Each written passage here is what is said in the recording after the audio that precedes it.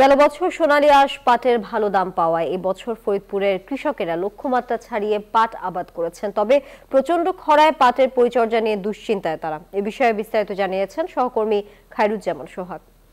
ধন্যবাদ আপনাকে। আমি এই মুহূর্তে দাঁড়িয়ে আছি ফরিদপুরের গেটদা ইউনিয়নে, যেখানটাতে বিস্তীর্ণ মাঠ জুড়ে পাটের আবাদ করা হয়েছে।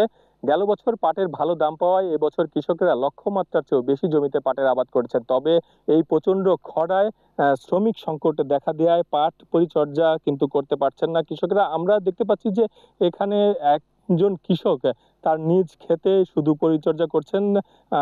তবে এবছর যেই প্রচন্ড তাপদাহ এবং পানির সংকট, বৃষ্টি কম হওয়ার কারণেই কিন্তু পাটের ফলনের বিপর্যয়ের কিন্তু শঙ্কা দেখা দিয়েছে। আমরা কথা বলতে চাই এই কৃষকের সঙ্গে, আপনার কাছে জানতে চাই এবছর পাটের কি অবস্থা। এবছর পাটের অবস্থা, পাট হলো খরায় পাট একবারে বসে গেছে। আর এই খরার কারণে আমি একটা কিষান পাইতেছি না। আমার পাট বান্ডেল থাকলে প্রতি সেনমানিতে টাকা বাঁচবে। বিকাশ সেনমানি বান্ডেল কিনে জিতুন প্রতি লেনদেনে। পাটে এখন হলো পরিচর্যার দরকার, আমি পরিচর্যা দিতে পারতেছি না। 1000 টাকা একটা কিষান, এইভাবে করে আমি অনেক লসে পড়ে যেতেছি। ধন্যবাদ আপনাকে। আমরা শুনতে পাচ্ছিলাম যে কৃষক বলছিলেন যে 1000 টাকা দিয়েও কিন্তু তারা এই শ্রমিক পাচ্ছেন না বর্তমানে।